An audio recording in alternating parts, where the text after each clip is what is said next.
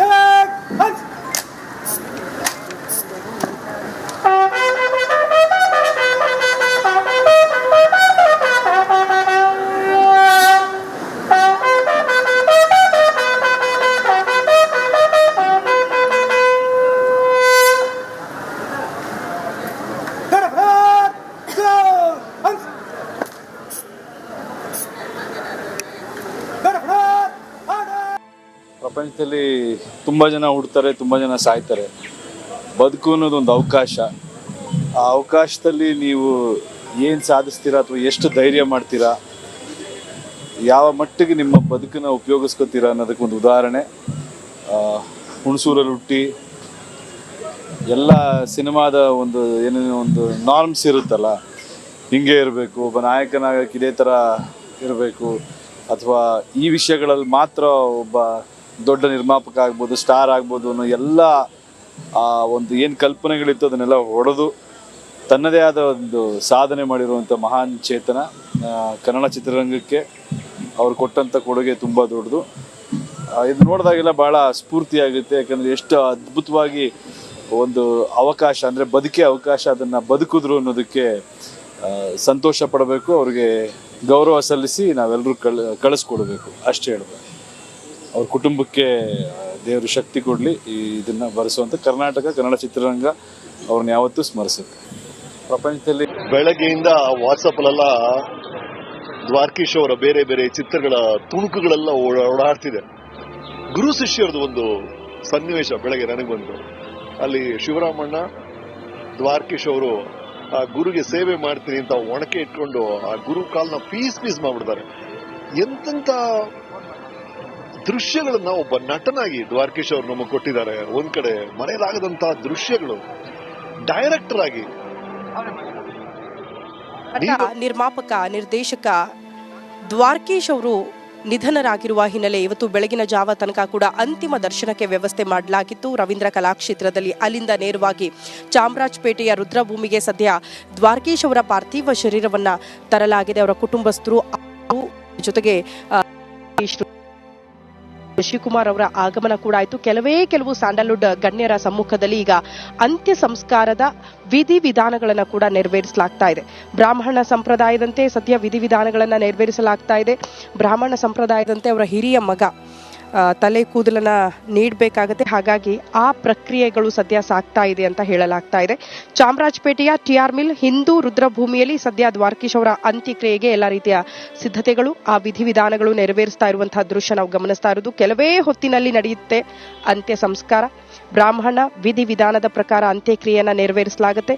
ಮೊದಲಿಗೆ ಪ್ರೇತ ಸಂಸ್ಕಾರ ಮಾಡಲಾಗುತ್ತೆ. ಆ ನಂತರ ಕಿವಿಯಲ್ಲಿ ನಾರಾಯಣ ಸ್ಮರಣೆ ಕೂಡ ಮಾಡಲಾಗುತ್ತೆ.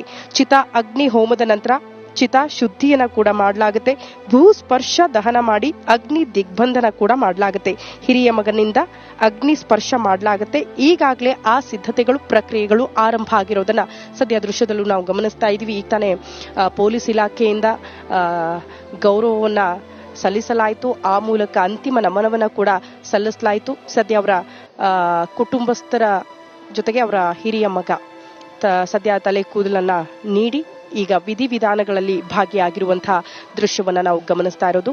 ಕೆಲವೇ ಕ್ಷಣಗಳಲ್ಲಿ ಅಂತ್ಯಕ್ರಿಯೆಯನ್ನು ಕೂಡ ನೆರವೇರಿಸಲಾಗುತ್ತೆ.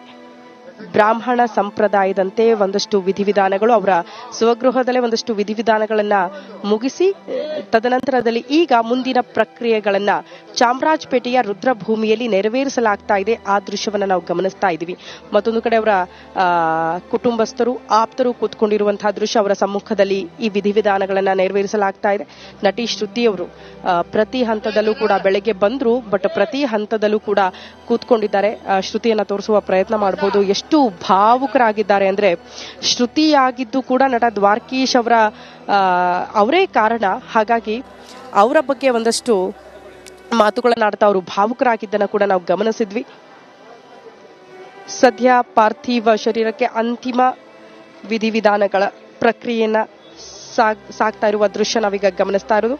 ಕೆಲ ಹೊತ್ತಿನಲ್ಲೇ ಅಂತ್ಯ ಸಂಸ್ಕಾರ, ಅದಕ್ಕೆ ಸಿದ್ಧತೆಗಳು. ಈಗ ಪ್ರೇತ ಸಂಸ್ಕಾರ ನೆರವೇರಿಸಲಾಗುತ್ತೆ. ಆನಂತರ ಕಿವಿಯಲ್ಲಿ, ಪಾರ್ಥಿವ ಶರೀರದ ಕಿವಿಯಲ್ಲಿ ನಾರಾಯಣ ಸ್ಮರಣೆ ಕೂಡ ಮಾಡಲಾಗುತ್ತಂತೆ.